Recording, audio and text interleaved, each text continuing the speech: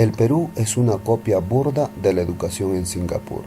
Si usted creía que el modelo educativo peruano es producto de la iluminada mente de nuestros ministros de educación y sus técnicos, se equivoca. El Perú siempre ha copiado modelos educativos extranjeros. Copiamos a los alemanes, a los españoles, a los americanos y ahora a Singapur, y todas con fracaso. Y usted verá por qué. Singapur es una ciudad-estado ubicada en el sudeste de Asia. Son un país desarrollado. Ese es el motivo de nuestra visita a Singapur. Saber por qué aquí no hay crímenes, no hay corrupción y es una de las economías más importantes del mundo. Y además, en la educación son uno de los mejores sistemas educativos a nivel mundial. El pilar número 1 de la educación en Singapur es su obsesión por ella. Encontramos la palabra educación en todos los rincones de este país, iniciando por su moneda. El billete de $2 en Singapur tiene a una universidad con su maestro, con su grupo de estudiantes y en la parte de abajo la palabra educación. Si miramos los billetes de $10 encontramos el deporte y si miramos el billete de $50 encontramos el arte. Cuando visitamos un centro comercial, cualquiera de ellos, en su entrada tiene que haber arte, tiene que haber educación, tiene que haber cultura. Y en este caso, combinaron el arte con la cultura. Si nos entramos al centro comercial, allá vamos a encontrar bibliotecas. Si montamos un ómnibus o en cualquier parada de autobuses en Singapur, vamos a encontrar referente de estudiantes con las mejores calificaciones que son galardonados por el gobierno. En el Perú, la prioridad no es educación, sino el poder político, robo y saqueo por funcionarios corruptos, sueldos dorados para funcionarios y, por el contrario, una educación que adormece a la población para que no puedan reclamar su derecho al desarrollo y equidad en la distribución de la riqueza peruana. Históricamente, el Perú ha invertido muy poco en educación. En el 2012 el PBI era de 2.8%, en el 2016 tan solo es de 3.6%, mientras que otras regiones como Bolivia ahora llegan hasta el 15% del PBI. El sueldo del maestro es de tan solo 1.200 soles en la primera escala. Y lo peor, los contratados no tendrán aumento en el 2017. Trajeron miles de maestros de habla inglesa y ahora Singapur es uno de los países más desarrollados del mundo. Entre otras, gracias a esa decisión del gobierno de adoptar como primera lengua el inglés. No trajimos extranjeros de habla inglesa, pero sí implementamos el modelo de jornada escolar completa, con más horas de inglés y laptop para aprender inglés. Enviamos a unos cuantos profesores al extranjero para pulir su inglés, pero solo en poquísimas escuelas. Pero sí hubo robo en la compra de computadoras. La evaluación constante es el pilar número 3 de la educación en Singapur. Los estudiantes desde primero de primaria hasta el último año de secundaria son rankeados o clasificados en una lista de mejor a último rendimiento. Esta lista es tomada de 3 grandes exámenes trimestrales cada uno que hacen las escuelas. Estos exámenes de alto nivel le permiten, al sumar, ubicar al chico en una clasificación. ¿Coincidencia? Nosotros también tomamos 2 evaluaciones anuales, evaluación censal regional y evaluación censal nacional. Seguro lo inventó el ministro de Educación.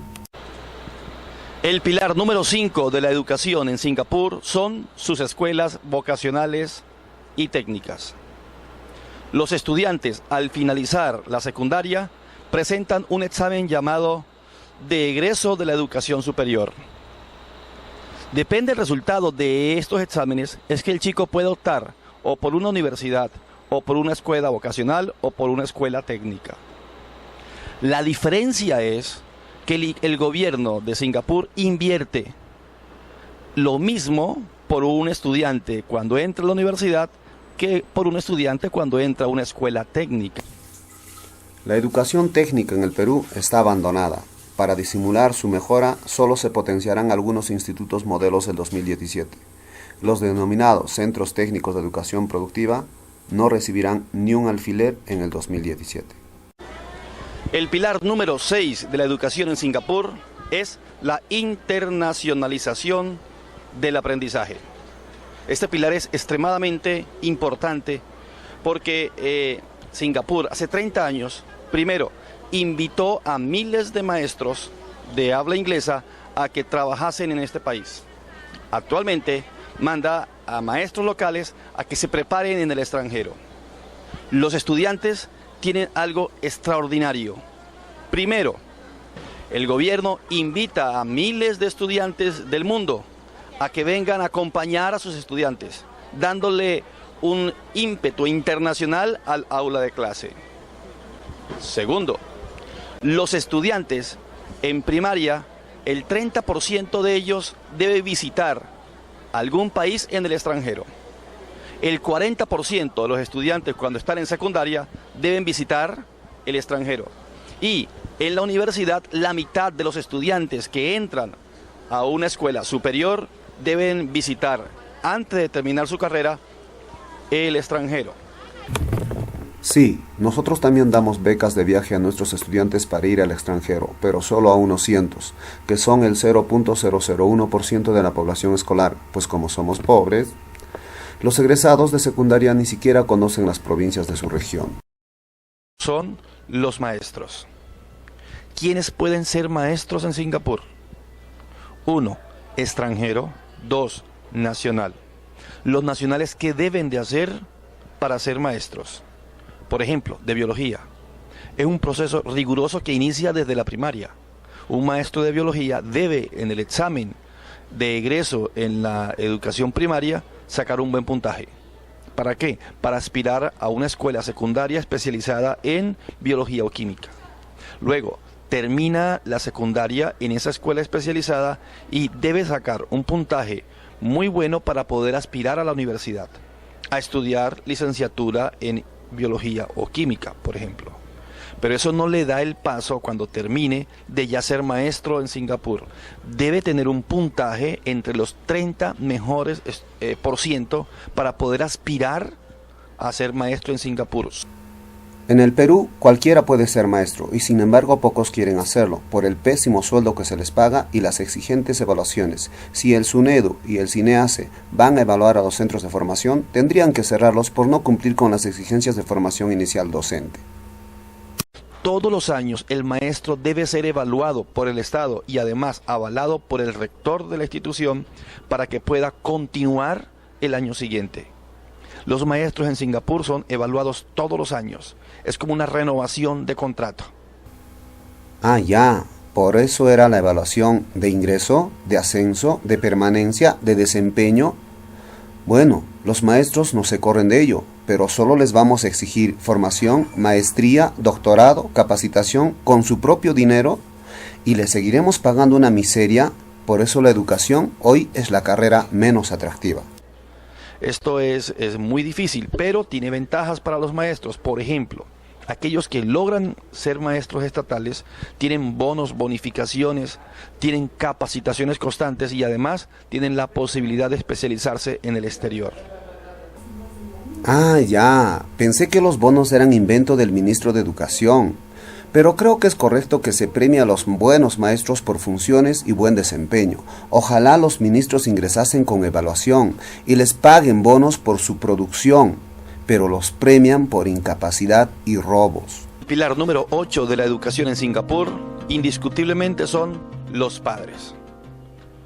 Le llamamos aquí en Singapur los padres voluntarios. Hay una unión estrecha entre la escuela y los padres de familia. En Perú lo copiamos mal. Hoy se paga a los maestros por atención a padres de familia. Los contratados no cobran, pero les asignan las horas. Los padres no se involucran. La pobreza los obliga a trabajar de sol a sol. Encuentran a sus hijitos dormiditos y los dejan dormiditos. Pilar número 9 de la educación en Singapur son las intercompetencias. Al chico no solo se le enseña competencia básica, a sumar, a restar, a leer o a escribir. Además, se les enseñan competencias afectivas, competencias laborales, competencias ciudadanas y competencias tecnológicas. Pensé que el enfoque por competencias era invento de los gurús del Ministerio de Educación. ¿Y habrán sido ellos los creadores de las sesiones de aprendizaje de las asignaturas? ¿Qué? ¿Gastaron más de 800 millones en consultoría? ¿Entonces no hicieron las sesiones? Pero sí los evalúan. Pilar número 10 de la educación en Singapur es la interdisciplinariedad en el aprendizaje. Aquí se conjugan las matemáticas con las ciencias, el lenguaje con las sociales. Uno entra a un aula de clase y el maestro intenta entregarles al chico la información de forma clara y combinada con otras áreas. Me parece genial la combinación de ciencias, matemáticas y habilidades motrices, pero en un país carente de tecnología y desarrollo económico, aumentar las horas de educación física.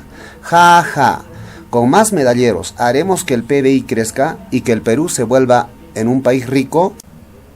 Al parecer, con un presidente que respalda al mejor ministro por sus malos resultados y corrupción, con un ministro que se burla del sueldo de los maestros indicando que ahora sí, los maestros ganarán igual que un taxista, garantizamos la peor educación por los siglos de los siglos. Amén.